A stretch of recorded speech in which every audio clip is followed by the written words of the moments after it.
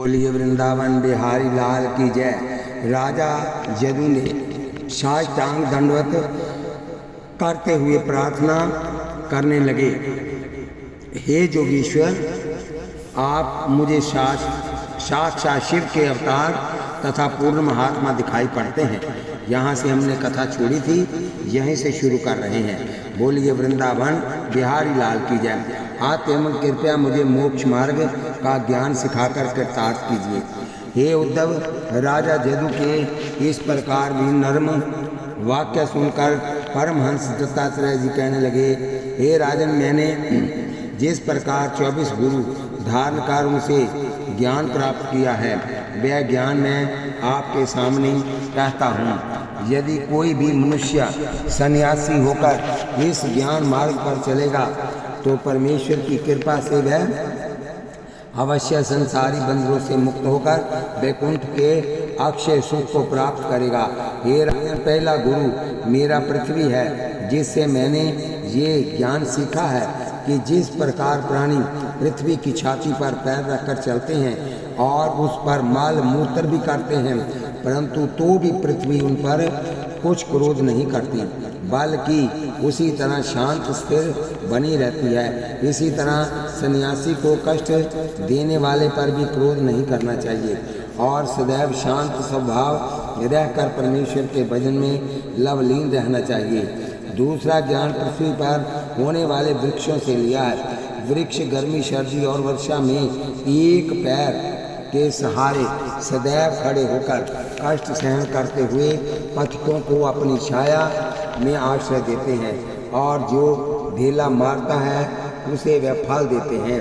इसी प्रकार सन्यासी को भी सदैव परमेश्वर की तपस्या करते हुए लोगों को लाभ पहुंचाना चाहिए और गाली देने वाले को आशीर्वाद देकर संतुष्ट करना चाहिए। तीसरा ज्ञान मैंने पहाड़ों से प्राप्त किया है कि जिस प्रकार आंधी के प्रबल झोंके उनको नहीं डिगा सकते, इसी प्रकार सन्यासी को भी माया के प्रबल झोंके और संपत्तियों के चपेटों के सामने नहीं डिगना चाहिए, बल्कि सदैव शांत स्थिर रहकर संसार का भला करना चाहिए। हे राजन, ये तीनों ज्ञान की बातें पृथ्वी गुरु से सीखकर दूसरे गुरु मैंने वायु को धारण किया। जिस प्रकार वायु सुगंधित और दुर्गंधित पदार्थों में समान रूप से बहकर कभी हर्ष शोक नहीं करती, उसी प्रकार सन्यासी को चाहिए कि इंद्रियों को अपने वश में रखकर क्षुधा निवृत्ति के लिए समय पर जैसा भोजन मिल जावे उसी में तृप्त रहे। हे राजन, तीसरा गुरु मैंने आकाश को बनाया। आकाश में तमाम सूर्य आदि नक्षत्र स्थिर होते हुए भी उसको कोई भार व बाधा प्रतीत नहीं होती। इसी प्रकार सन्यासी को परमेश्वर के विराट स्वरूप के अंतर्गत समस्त संसार व ब्रह्मांडों को समझकर सब चराचर जीवों में उसी का प्रकाश जानकर सबको परमेश्वर रूप समझना चाहिए। हे राजन, चौथा गुरु मैंने निर्मल जल को बनाया। निर्मल जल प्रत्येक प्राणी की प्यास बुझाकर उन्हें पवित्र कर देता है। इसी प्रकार सन्यासी को अपने निर्मल ज्ञान से प्राणियों को तृप्त करके उसके चित्त के कष्ट को शांत कर देना चाहिए।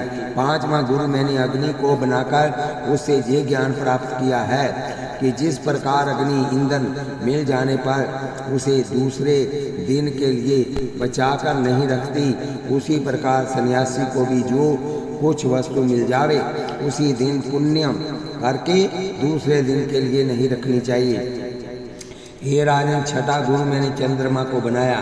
जिस प्रकार पूर्णिमा का चंद्रमा समुद्र के जल को अपनी ओर खींचकर उत्तंग लहरें प्रकट कर देता है, उसी प्रकार सन्यासी को अपने ज्ञान से प्राणियों के मन को कर्षित करके उन्हें अपने चित्त के साथ परमेश्वर के प्रेम में पल्लावित कर देना चाहिए।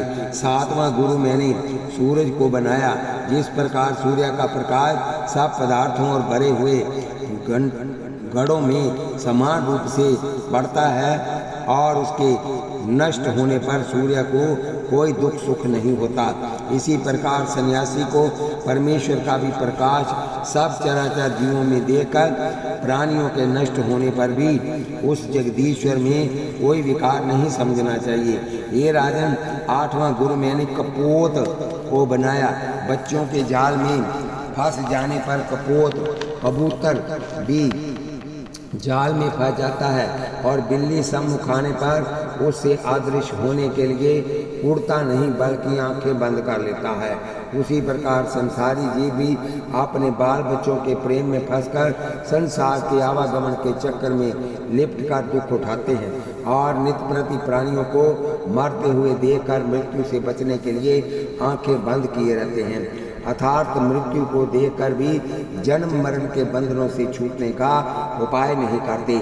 आत्म सन्यासी को चाहिए कि वह कभी कपोत की तरह संसारी माया में न फंसे और मृत्यु को सन्मुख देकर आंखें बंद नहीं करके संसार से मुक्त होने का उपाय करते रहे। दत्तात्रेय का राजा जदु को ज्ञान सिखलाना। हे राजन, 9वां गुरु मैंने अजदहा सर्प है। जिस प्रकार अजदहा सर्प एक जगह पड़ा रहता है और खाने की कोई चिंता नहीं करता, उसी प्रकार सन्यासी को भोजन के लिए कोई चिंता नहीं करनी चाहिए। भगवत कृपा से जो कुछ मिल जावे उसी से संतुष्ट रहना चाहिए और ना मिलने पर उपवास कर मग्न रहना चाहिए। 10वां गुरु मैंने समुद्र को बनाया। जिस प्रकार समुद्र में लाखों बड़ी बड़ी नदियाँ आने पर भी ना तो उजल कर चलता है पर भी नदियां आने पर भी तो उलझ कर चलता है और गर्मियों में नदियों के सूख जाने पर भी ना सूखता है। इसी प्रकार सन्यासी को अधिक मान प्राप्त होने पर ना तो प्रसन्न होकर फूलना चाहिए और अपमान मिलने पर ना ही दुखित होकर सूखना चाहिए। अर्थात सन्यासी को दुख सुख और मान अपमान में सदैव समान रहना चाहिए। 11वां गुरु मैंने पतंग को बनाया। जिस प्रकार पतंग दीपक को देख उस पर मोहित हो प्राण दे देता है, इसी प्रकार संसारी जीव भी स्त्री पुत्र द्रव्य और अन्य संसारी वैभवों को देखकर उन पर प्राण तक निछावर कर देते हैं। एवं सन्यासी को भूलकर भी स्त्री और संसारी माया से प्रेम नहीं करना चाहिए। 12वां गुरु मैंने शहद की मक्खियों को बनाया। जिस प्रकार शहद की मक्खी बड़े परिश्रम से शहद इकट्ठा करती है परंतु फिर भी उसे खाने नहीं पाती, आत्म सन्यासी को चाहिए कि वह कभी किसी वस्तु का संग्रह न करे। 13वां गुरु मैंने हाथी को बनाया। जिस प्रकार वन में हाथियों की मदद से ही पकड़ा जाता है, उसी प्रकार प्राणी भी अपने कुटुंब के मोह पाश में ही बंद कर आवागमन के चक्कर में आता है।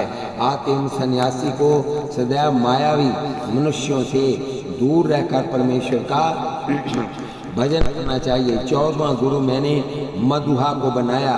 जिस प्रकार परिश्रम से इकट्ठा किया हुआ मक्खियों का शहद मधुहा थोड़ी देर में छीन ले जाता है, उसी प्रकार लोगों द्वारा संचित किया हुआ द्रव्य दुष्ट जन थोड़ी देर में छीन ले जाते हैं। एवं दुष्टों से बचने के लिए सन्यासी को कभी द्रव्य का संचार नहीं करना चाहिए। 15वां गुरु मैंने हिरण को बनाया। जिस प्रकार गाने बजाने से मोहित हिरण शिकारियों के पास जाकर कष्ट उठाता है, उसी माया से मोहित हो प्राणी भी नाना प्रकार का दुख उठाते हैं। आत्म सन्यासी को स्त्री और द्रव्य रूपी जड़ और चेतन दोनों प्रकार की माया से स्वप्न में भी प्रेम नहीं करना चाहिए। 16वां गुरु मैंने मछली को बनाया। जिस प्रकार जीवा के स्वाद के लोभ में आकर मछली कांटे को निगलकर मर जाती है, उसी प्रकार प्राणी भी इंद्रियों के सुख के लिए अनेक प्रकार की विपत्तियां झेलता है। आत्म सन्यासी को सदैव अपनी इंद्रियों के वश में रखकर कदापि उन्हें भोगों की ओर नहीं लगाना चाहिए। ये राजन 70वां गुरु मैंने पिंगला नाम की वैश्या को बनाया। जिस प्रकार उसने नाना प्रकार के भोगों में लिप्त रहते हुए भी केवल एक दिन के उपदेश से संसारी भोगों को वमन की तरह त्याग कर परमेश्वर में मन लगा लिया और अंत में वह हरि चिंतन करती हुई मुक्त हो गई। इसी प्रकार सन्यासी को भी गुरु उपदेश मिलते ही संसारी भोगों से मन हटाकर परमेश्वर में ध्यान लगा देना चाहिए, क्योंकि बिना परमेश्वर के भजन के मुक्त होना कठिन ही नहीं असंभव है। महाराज यदु का दत्तात्रेय जी से ज्ञान प्राप्त कर ईश्वर के भजन द्वारा मुक्त होना। दत्तात्रेय जी कहने लगे, हे राजन, 18वां गुरु मैंने चील पक्षी को बनाया। एक दिन एक चील मांस का टुकड़ा लिए हुए उड़ रही थी। उसे देखकर बहुत सी चीलें आकर इकट्ठी हो गई और उस मांस पिंड को छीनने के लिए उसको चोंच और पंजों से मारने लगी। तब उसने वह मांस पिंड ज्यों ही नीचे गिराया त्यों ही सब चील उसको छोड़कर मांस के टुकड़े की ओर चली गई और वह सानंद आकाश में विचरने लगी। हे राजन, ये दृश्य देखकर मैंने विचार किया कि सन्यासी को कोई संसारिक वस्तु अपने पास में नहीं रखनी चाहिए। 19वां गुरु मैंने छोटा अज्ञानी बालक बनाया। जिस प्रकार बालक काम, क्रोध, मद, लोभ और मोह और अहंकार से सर्वदा रहित रहकर सबको समान दृष्टि से देखता है, उसी प्रकार सन्यासी को भी राग द्वेष से रहित होकर प्राणी मात्र से प्रेम करना चाहिए। हे राजन, 20वां गुरु मैंने कुमारी को बनाया। एक दिन का वृतांत है कि मैं घूमता हुआ एक ब्राह्मण के घर चला गया और वहाँ ब्राह्मण और उसकी कन्या ने मेरी शास्त्रानुसार सेवा पूजा की। संयोगवश उस दिन उस लड़की के ससुराल वाले कुछ वस्त्राभूषण लेकर आ गए। जिस समय लड़की उनके लिए रसोई का इंतजाम करने लगी तो उसने देखा कि घर में कूटे हुए चावल नहीं है। तब वह धान को लेकर कूटने लगी तो उसके हाथ की चूड़ियाँ आपस में खनकने लगी। ये देखकर उसने विचार किया कि चूड़ियों का शब्द सुनकर उनके ससुराल वाले समझेंगे कि यहाँ तो एक दिन के लिए भी कूटा हुआ चावल नहीं है, इससे हमारे घर की प्रतिष्ठा कम होगी। आते उन चूड़ियों को उतार कर धान कूटना चाहिए। हे राजन, इसके बाद उस लड़की ने केवल एक एक चूड़ी हाथ में रखकर धान कूटना आरंभ किया तो चूड़ियों का शब्द बिल्कुल सुनाई देने से रह गया। हे राजन, ये दृश्य देखकर मैंने विचार किया कि जहाँ एक से अधिक साथ रहते हैं वहाँ प्रायः खट खट फटफट लड़ाई रहता करती है। आत्म सन्यासी को सदैव अकेला रहकर परमेश्वर का भजन करना चाहिए। 21वां गुरु मैंने तीर बनाने वाले को बनाया। हे राजन, वह तीर बनाने में इतना व्यस्त था कि उसके सामने से राजा की फौज गाजे बाजे के साथ निकल गई, परंतु उसे पता नहीं लगा। ये देखकर मैंने विचार किया कि सन्यासी को भी परमेश्वर ध्यान में इस प्रकार लीन होना चाहिए कि संसार के हजारों व्यवहार उनके सामने होते हुए भी उसे पता नहीं लगे। 22वां गुरु मैंने सांप को बनाया। जिस प्रकार सांप अपने रहने के लिए बिल नहीं बनाता, उसी प्रकार सन्यासी को भी अपना मकान बनाकर नहीं रहना चाहिए। 23वां गुरु मैंने मकड़ी को बनाया। जिस प्रकार मकड़ी जाल को बुनकर फिर समेट लेती है, इसी से जाना कि परमेश्वर भी तमाम संसार को अपने में से प्रकट कर अंत समय अपने में ही लीन कर लेता है। हे राजन, 24वां गुरु मैंने भृंगी कीड़े को बनाया। जिस प्रकार भृंगी कीड़े को देखकर दूसरे कीड़े भी उसी का रूप बन जाते हैं, इससे जाना मनुष्य कुसंग में पढ़कर कुकर्मी और सत्संग में पढ़कर श्रेष्ठ बन जाया करते हैं। आत्म सन्यासी क्या प्राणी मात्र को भी सदैव कुसंग से बचकर सत्संग में मन लगाना चाहिए। इतनी कथा सुनकर दत्तात्रेय जी कहने लगे, हे राजन, इस प्रकार मैंने 24 गुरु बनाकर उनसे ज्ञान प्राप्त किया है। आते उन जो मनुष्य उपरोक्त ज्ञान को सीखकर सुमार्ग पर चलेगा, परमेश्वर की कृपा से वह अवश्य भाव बंधनों से छूट जाएगा। भगवान श्री कृष्ण कहने लगे, हे उद्धव, दत्तात्रेय जी से ज्ञान सीखकर महाराजा जदु उनके बताए हुए मार्ग से संसारी माया मोह को त्याग कर परमेश्वर का भजन करने के लिए वन में चले गए और कुछ दिन के पश्चात योगाभ्यास द्वारा शरीर को त्याग कर मुक्त हो गए। बोलिए वृंदावन बिहारी लाल की जय। भगवान श्री कृष्ण का उद्धव को मुक्ति का मार्ग बतलाना। बोलिए वृंदावन बिहारी लाल की जय। भगवान श्री कृष्ण कहने लगे, हे उद्धव, जिस गृहस्थी को मुक्ति की इच्छा हो उसे शास्त्रानुसार अपने वर्ण और आश्रम का पालन करते हुए धीरे धीरे संसारी माया मोह से मन अलग कर लेना चाहिए, क्योंकि जब तक मनुष्य का मन संसारी माया मोह में फंसा रहेगा तब तक उसको मुक्ति मिलना कठिन है। अतएव किसी ज्ञानी पुरुष को गुरु बनाकर उससे ज्ञान सीख मुझ में अपना मन लगा लेना चाहिए। हे उद्धव, यद्यपि शुभ कर्म करना बहुत अच्छी बात है, किंतु शुभ कर्म करने वाला संसारी सुख और स्वर्ग का आनंद प्राप्त करके पुनः संसार में जन्म लेता है, किंतु मेरी भक्ति करने वाला सदैव के लिए जन्म मरण के दुख से रहित हो जाता है।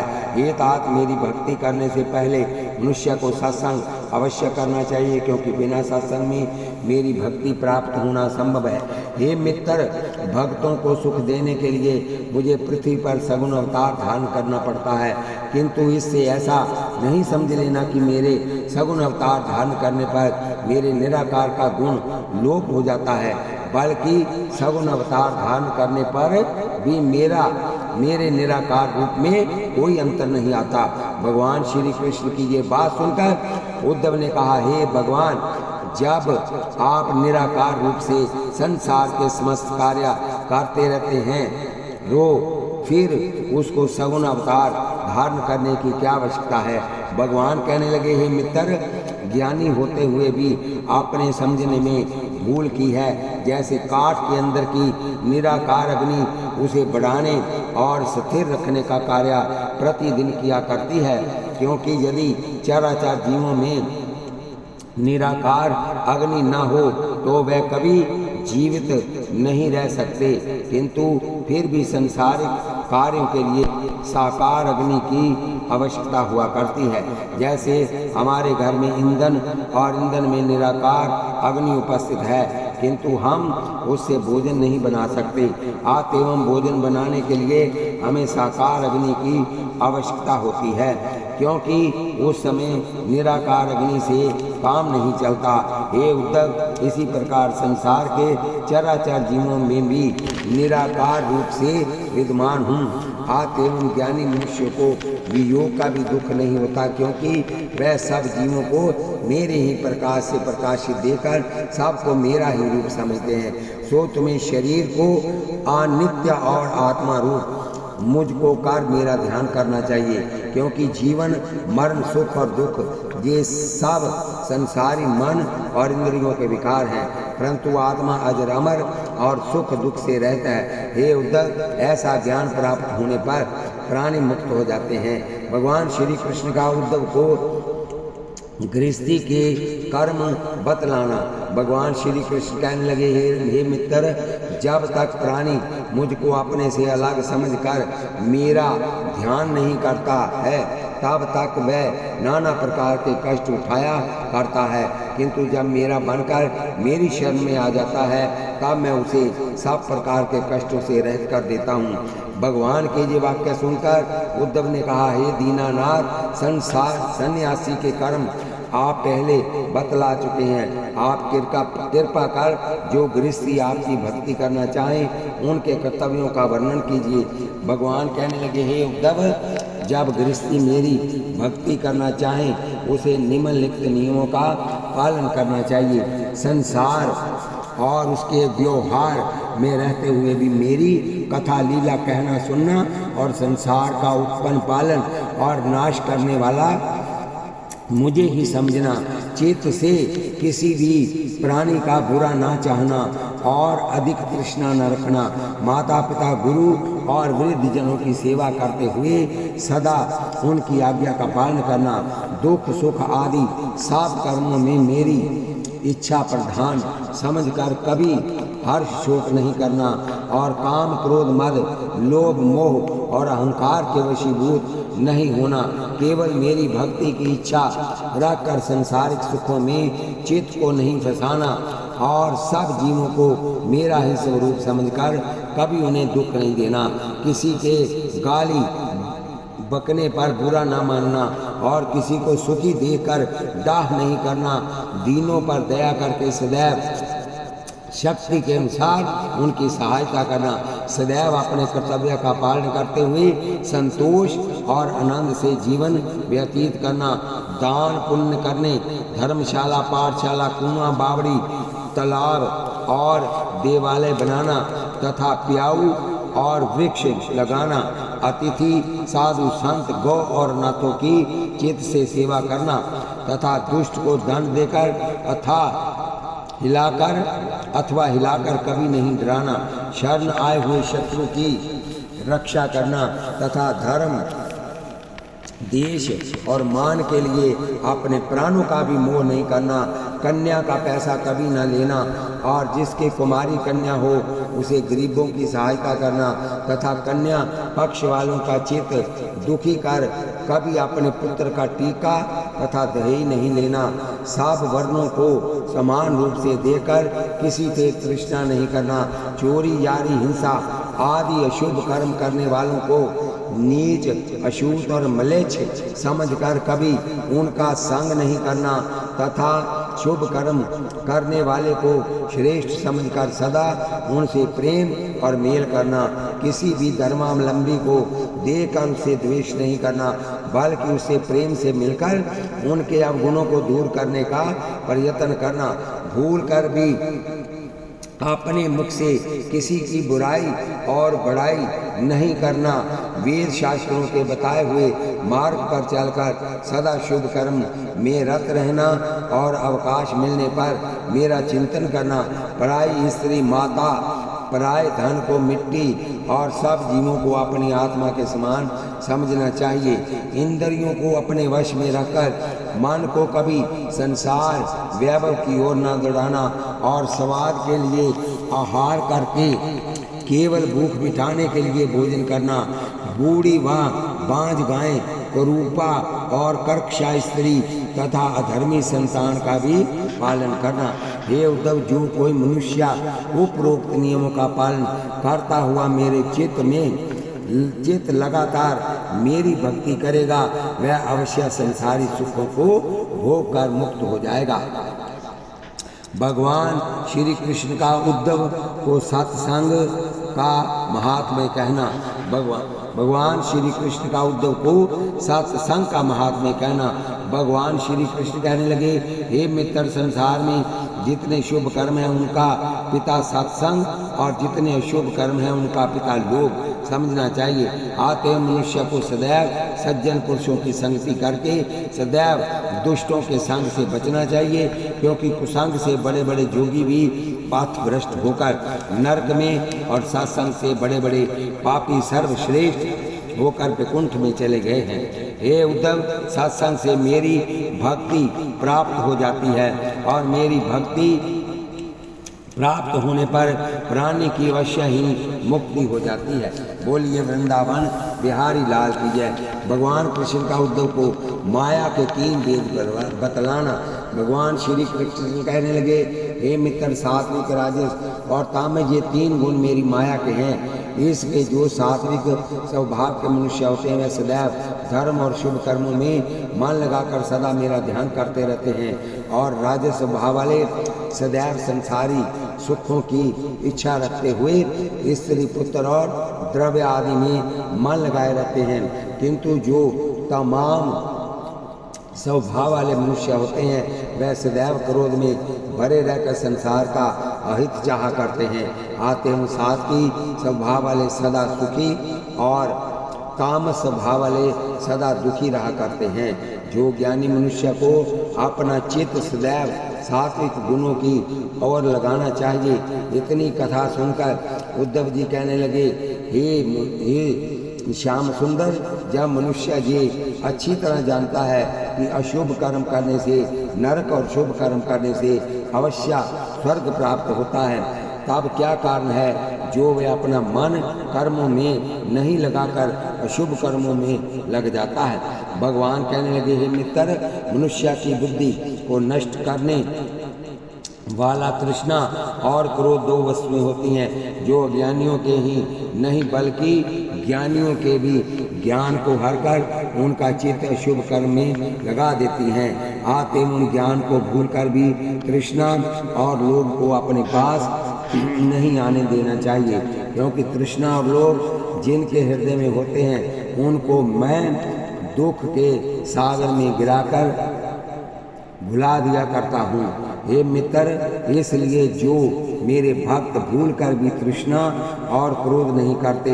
उद्धव जी कहने लगे, हे माधव, क्रोध और तृष्णा से बचने का उपाय बतलाने की कृपा कीजिए। भगवान ने कहा, हे तात, इनसे बचने के लिए जो मनुष्य मुझको ही सर्वज्ञ, सर्वांतर्यामी और सब प्रकार के शुभाशुभ कर्म अनुसार समस्त प्राणियों को सुख दुख देने वाला समझकर संतोष से जीवन व्यतीत करता है और किसी भी प्राणी को देकर डाह नहीं करता, उसको स्वप्न में भी क्रोध और तृष्णा नहीं सताया करते। बोलिए वृंदावन बिहारी लाल की जय। भगवान श्री कृष्ण का उद्धव को अपने अन्य भक्त का हाल सुनाना। इतनी कथा सुनकर भगवान कृष्ण कहने लगे, हे उद्धव, अब मैं आपके सामने उन अन्य भक्तों का हाल कहता हूँ जो भक्ति को छोड़कर मुक्ति की इच्छा नहीं करते। हे मित्र, मैं उनको अष्ट सिद्धि नवनिधि सातों दीपों का राज्य और वैकुंठ देना चाहता हूँ, परंतु वह भक्ति को छोड़कर जब किसी भी विभूति की ओर आँख उठाकर नहीं देखते, तब उनके सामने मैं भी लज्जित होकर इस चक्कर में पड़ जाता हूँ कि इन्हें क्या वस्तु देकर इनसे ऋण हो जाऊं। वह दिन रात केवल मेरे ध्यान में पागल रहकर सुख दुख का विचार स्वप्न में भी नहीं करते। उन्हें संसार के समस्त चराचर जीवों में केवल मेरा ही स्वरूप दिखाई देता है, अर्थात सब जीवों को मेरा ही रूप समझते हैं। आते हम प्राणियों की पूजा करते रहते हैं और राग द्वेष तो उनसे होता ही नहीं है। हे मित्र, ऐसे भक्तों को देखकर मैं भी आनंद में हो जाता हूँ और जहाँ उनका चरण दिखता है उस भूमि को नमस्कार करता हुआ उनकी रज को मस्तक पर धारण कर लेता हूँ और उसके बराबर लक्ष्मी जी को तो क्या मेरे शरीर को भी नहीं समझता। इसलिए तुमको भी संसारी माया मोह और विषयों से मन हटाकर केवल मेरी भक्ति करनी चाहिए, क्योंकि मेरी भक्ति करने वाले के सन्मुख पर मुख आठों सिद्धियां और 10 लघु सिद्धियां हाथ बांधे खड़ी रहती हैं। भगवान श्री कृष्ण का उद्धव को अष्ट सिद्धियों का हाल बताना।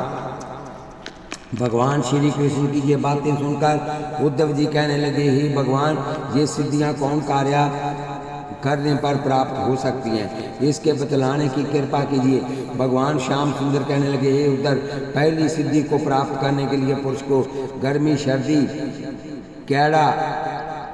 कैंडापन, स्पर्श और शब्द जो कि अग्नि, जल, पृथ्वी, वायु और आकाश के गुण हैं, उन्हें अच्छी प्रकार जान इन्हीं में सदैव मेरा ध्यान करना चाहिए। दूसरी सिद्धि प्राप्त करने के लिए पुरुष को पांचों भूत, आत्मा, आकाश और अग्नि आदि का ज्ञान प्राप्त करके उन्हीं में मेरा ध्यान करना चाहिए। तीसरी सिद्धि को प्राप्त करने के लिए प्राणी को मेरे विराट स्वरूप का ध्यान करना चाहिए। चौथी सिद्धि प्राप्त करने के लिए मेरे चतुर्भुजी व सूक्ष्म रूप का ध्यान करना चाहिए। पांचवी सिद्धि प्राप्त करने के लिए महातव रूप और छठी सिद्धि प्राप्त करने के लिए अहंकार रूप का ध्यान करना चाहिए। सातवीं सिद्धि की प्राप्ति के लिए वसुदेव रूप का तथा आठवीं सिद्धि प्राप्त करने के लिए मेरे विष्णु रूप का ध्यान करना चाहिए। हे उद्धव, इसी प्रकार मेरे निराकार रूप का ध्यान करने से मनुष्य को परमानंद की प्राप्ति होकर उसके सब दुख दूर हो जाते हैं। श्वेत रूप ध्यान करने से कभी बुढ़ापा नहीं आता। परमेश्वर का रूप ध्यान करने से मनुष्य हजारों को दूर की बात सुन सकते हैं। सूर्य रूप का ध्यान करने से प्राणी हजारों कोस की वस्तु देख सकते हैं तथा मेरे वायु रूप का ध्यान करने से थोड़ी ही देर में चाहे जहाँ जाने की गति प्राप्त कर सकते हैं। अग्नि रूप का ध्यान करने से चाहे जैसा रूप बना सकते हैं। अपने रूप में सदैव आत्मा का ध्यान करने से मनुष्य को दूसरे के शरीर में प्रवेश करने की शक्ति प्राप्त हो सकती है।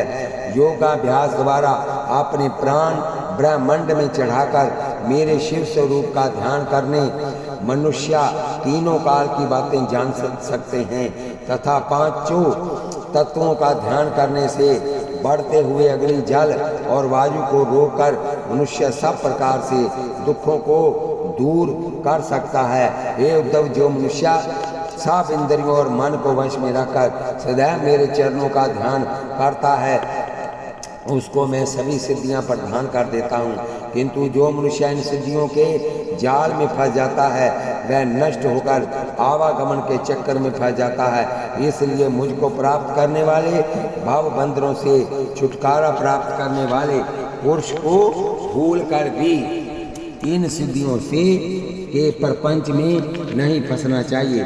हे उद्धव, इन बातों को विचार कर ही तुम्हें सच्चे मन से मेरी भक्ति करनी चाहिए, जिससे तुम सब मनोरथों को प्राप्त कर प्राप्त हो जाओगे, मुक्ति को प्राप्त हो जाओगे। भगवान श्री कृष्ण द्वारा उद्धव जी को भगवत गीता का मुख्य ज्ञान सिखाना। इतनी कथा सुनकर उद्धव जी कहने लगे, हे प्रभु शूदन, यद्यपि आपने सब चराचर जीवों में अपना प्रकाश बतलाकर सभी को आपने विराट स्वरूप के अंतर्गत बतलाया है, किंतु यहाँ जहाँ आप विशेष रूप से रहते हैं उन स्थानों को और बतलाने की कृपा कीजिए। भगवान श्री कृष्ण कहने लगे, हे मित्र, जो ज्ञान मैंने गीता द्वारा महाभारत में अर्जुन को सिखलाया था उसी में से जो मुख्य ज्ञान है वही तुमको सुनाता हूँ। आप एवं ध्यान से सुनने का कष्ट करना। हे उद्धव, ज्ञानी पुरुष सारे चराचर जीवों में मुझे समान रूप से देखकर निरंतर मेरा ध्यान किया करते हैं, परंतु जो इतना ज्ञान रखने की समर्थ नहीं रखते उनको इन वस्तुओं में मेरा विशेष रूप से ध्यान करना चाहिए।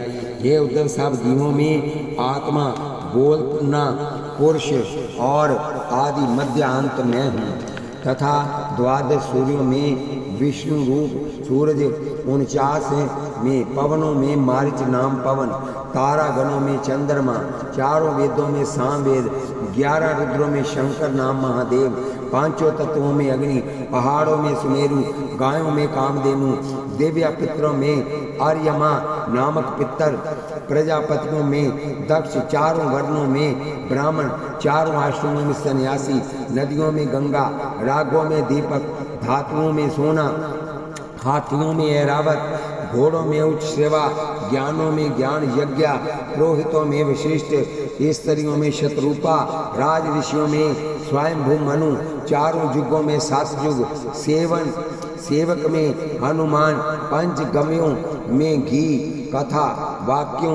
वाचकों में वेद व्यास, दानियों में राजा बलि, रत्नों में कौस्तुभमणि, घासों में कुशा, दशों इंद्रियों में 11वां मन, 11 नवग्रहों में बृहस्पति, ऋषियों में भृगु, मंत्रों में ओंकार, वृक्षों में पीपल, देव ऋषियों में नारद तथा और संत कुमार वैष्णव में कपिल देव, 7 समुद्रों में क्षीर सागर, मनुष्य में राजा, सर्पों में वासुकी, नागों में शेषनाग, दैत्यों में भक्त प्रहलाद, पशुओं में सिंह, पक्षियों में गरुड़, शूरवीरों में परशुराम, वेद शास्त्रों में गायत्री, 12 महीनों में मार्गशीर्ष, ऋतुओं में बसंत, पुष्पों में गुलाब, सत्य बोलने में सच्चाई, गंधर्वों में विश्वावसु, अप्सराओं में पूर्वचित्री, पांचों पांडवों में अर्जुन, विद्वानों में शुक्राचार्य, यदुवंशियों में वसुदेव, काम क्रोध आदि में काम, शुभ कर्मों में ज्ञान, छल की वस्तुओं में जुआ और माया रूपी लक्ष्मी तथा सब जीवों की जड़ मैं हूँ। हे उद्धव, मेरी शक्ति के बिना कोई जीव चलने, हिलने और बोलने की शक्ति नहीं रखता। आत्म एवं संसार के उत्पन्न, पालन और नाश करने वाले में हूँ। आत्म तुम्हें काम, क्रोध, मद, लोभ और मोह, अहंकार को ज्ञान की अग्नि में जलाकर मेरी निर्मल भक्ति द्वारा मेरे परम धाम को पहुंचना चाहिए। ये उधर द्रव्य के पास होने से धनी नहीं होते, बल्कि मेरी भक्ति और प्रीति को पास में रखने वाले को ही धनी समझना चाहिए। जो अपनी स्त्रियों को पर्दे में रखते हैं उन्हें लज्जावान नहीं, बल्कि जो कुकर्मों से रहते हैं उन्हें लज्जायुक्त समझने चाहिए। जो रणभूमि में शत्रु को परास्त कर हजारों घावों के लगने पर भी नहीं घबराते, उनको शूरवीर नहीं बल्कि काम, क्रोध, मोह, लोभ, इंद्रियों और मन को जीत लेते हैं, उन्हें शूरवीर समझना चाहिए। आते हे उद्धर, मन और इंद्रियों को वश में करके तुम निरंतर मेरा ध्यान करोगे तो 18 सिद्धियां तुम्हारे आगे सदैव हाथ बांधे खड़ी रहा करेंगी। बोलिए वृंदावन बिहारी लाल की जय। इन्हीं शब्दों से हम इस कथा को यहीं पर विश्राम देते हैं। आगे फिर कथा चलेगी। आप इस कथा को सब्सक्राइब, लाइक, शेयर कीजिए, क्योंकि यहाँ तक आपके द्वारा शेयर की हुई ये कथा जाएगी और उसका फल आधा आपको भी प्राप्त होगा। बोलिए वृंदावन बिहारी लाल की जय। बोलिए जुगल सरकार की जय। श्री कृष्ण गोविंद हरे मुरारे, हे नाथ नारायण वासुदेव। हम आपको आगे श्रीमद् भागवत महापुराण के आगे वो कथा सुनाएंगे जो कभी आपने सुनी नहीं होगी, पहली बार ही सुनेंगे। बोलिए वृंदावन बिहारी लाल की जय। श्री कृष्ण गोविंद हरे मुरारे, हे नाथ नारायण वासुदेव।